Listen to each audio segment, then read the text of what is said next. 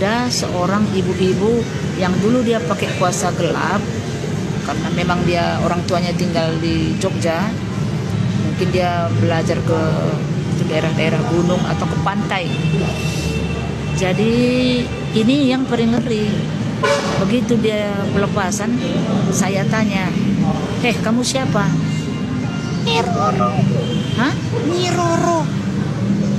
Kamu dari mana? Pantai Selatan. Oh, dia meliuk-liuk seperti ular, matanya bulat, badannya itu diangkat, dibanting, seperti ada yang banting, padahal dia terbanting sendiri.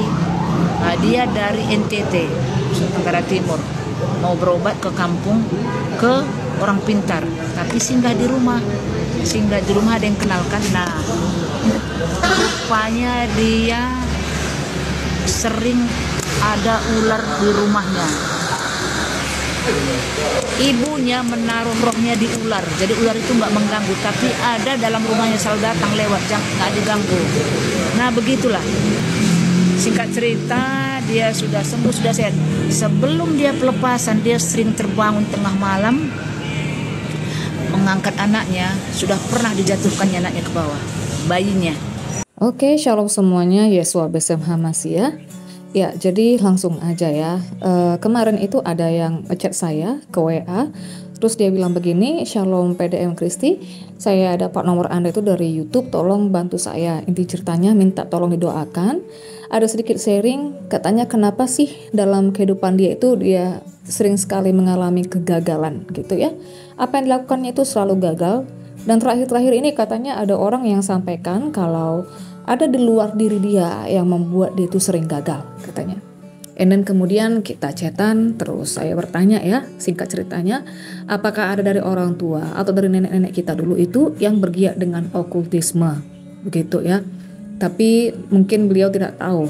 Terkait dengan okultisme, ya saudara-saudara, ya kebetulan karena saya sejak dulu dengan mama itu membantu ya, pelayanan mama itu di bagian okultisme. Terus saya dulu juga di Yayasan Doa ada di Medan, kami berdua itu ada juga pelayanan di sana ya, walaupun saya dulu itu worship leader, tapi sering sekali membantu pelayanan-pelayanan pelepasan. Nah, jadi kurang lebihnya kita mengerti ya, kurang lebihnya lah ya, kita mengerti tahu bagaimana cara kerja iblis ini. Apalagi dulu saya sedang mendengarkan kesaksian-kesaksian dari seperti Eko Hidayat, Daud Oni, dan lain-lainnya begitu. Jadi begini ya saudara, singkat saja ya, kalau misalnya ada dari orang tua kita nih ya, atau dari nenek-nenek kita, itu dari atas-atas dari nenek kita dulu, itu pasti adalah yang berguru dengan okultisme ya, untuk jaga-jaga badan, untuk isi-isi badan anak, untuk minta penglaris atau apa segala macam, pokoknya adalah ajalah itu, ada ajalah. Kalau dari nenek-nenek yang dulu itu pasti ada ya, rata-rata begitu. Apalagi yang namanya tradisi atau adat-adat ini sudah banyak sekali disusupi oleh sinkretisme ya. Nah, jadi begini, kalau misalnya ada dari nenek ya, atau dari mama kita itu yang bergelut dengan okultisme ya, dan itu belum pelepasan, maka itu bisa kena kepada keturunannya. Nah, oke, itu bisa kena kepada keturunannya, apalagi kalau misalnya keturunannya ini tidak hidup benar di dalam Tuhan. Ya. Kalau hidupnya tidak benar di dalam Tuhan, itu akan kena. Konsekuensi itu tetap akan kena. Kalau misalnya ya, kayak nenek-nenek kita dulu tuh, oke, ada yang mengikat perjanjian dengan setan, ya, ada yang mengikat perjanjian dengan iblis, itu akan ada tumbal, itu akan ada konsekuensi ke keturunan. Misalnya begini ya, contoh nih, saya minta penglaris nih, oke. Itu ada konsekuensi dan harus ada bayar harga, harus ada timbal balik yang saya berikan. Gak ada yang gratis di dunia ini, Besti, gak ada yang gratis. Ya, sorry ya, WC umum aja itu bayar, oke? Nah, ketika saya itu mengikat perjanjian, contohnya untuk minta penglaris supaya usaha saya itu bertambah, gitu ya, toko saya itu bertambah, misalnya ya. Tetapi nanti timbal baliknya keturunan saya atau anak saya, contoh misalnya, 1, keluarga banyak yang gagal, kawin cerai. Makanya ini juga adalah aware yang mau saya sampaikan kepada 2 orang nih, yang saya sering sebut kemarin, yang sudah dikeluarkan dari sinode. Kenapa mereka bisa kawin cerai gagal ya, kemudian dalam rumah tangganya itu banyak yang broken. Ada sesuatu di atas, itu pasti yang belum dilepaskan. Dan itu harus dilepaskan. Dua, bisa susah mendapatkan keturunan. Saya pernah punya tetangga nih ya. Saya pernah punya tetangga yang dia 2 kali anaknya meninggal dengan tidak wajar.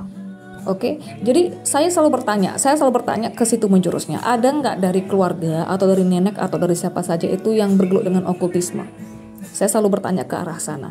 Dan ternyata suaminya itu yang dari kecil itu ditaruh penjaga-penjaga badan.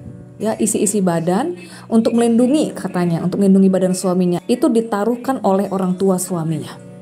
Begitu. Anak yang pertama meninggal baru lahir, kecebur atau gimana, yang kedua juga meninggal. Nah, itu konsekuensi kedua. Bisa anak yang meninggal. Ada yang anak laki-lakinya meninggal semua. Begitu. Yang ketiga, ada yang di masalah ekonomi. Jadi keturunannya itu terlilit utang terus. Ada yang gagal. Jadi ketika mengikat perjanjian dengan iblis, dengan roh jahat, itu nggak ada yang gratisan, sayang, tidak ada. Semuanya itu harus ada bayar harganya, semuanya harus ada timbal baliknya. Oke? Ada yang susah kawin. Banyak. Lalu bagaimana solusinya? Solusinya adalah pelepasan. Didoakan pelepasan, lepaskan dari kutuk-kutuk keturunan itu dan hiduplah dengan benar setelah itu. Bermetanoialah. Ada perubahan. Hidup di jalan Tuhan. Tuhan tidak pernah merancangkan kegagalan kepada anak-anaknya kalau hidup dengan benar. Syaratnya itu kalau hidup dengan benar. Tuhan tidak pernah merancangkan sesuatu yang buruk ke anak-anaknya kalau hidup dengan benar. Semua orang berproses. Tetapi kalau orang hidup benar di hadapan Tuhan, yang bermetanoia, merestorasi dirinya, Tuhan akan memberikan berkat-berkatnya. Itu. Jadi satu saja solusinya adalah pelepasan. Dan kemudian setelah itu metanoia. Lakukanlah pengisian rohani. Dan doakan semoga saudara yang saya layani ini, ya, saya juga rencana ingin membuat satu pelepasan media telepon saja karena kotanya jauh, dan saya juga rencana mengajak beberapa partner saya, ya, salah satunya mentor saya, halo Tante Mama Bawin, dan satu juga ada partner saya, ya, supaya ini benar-benar dipulihkan kehidupan saudara ini. Oke, terima kasih, Shalom, Yesus memberkati.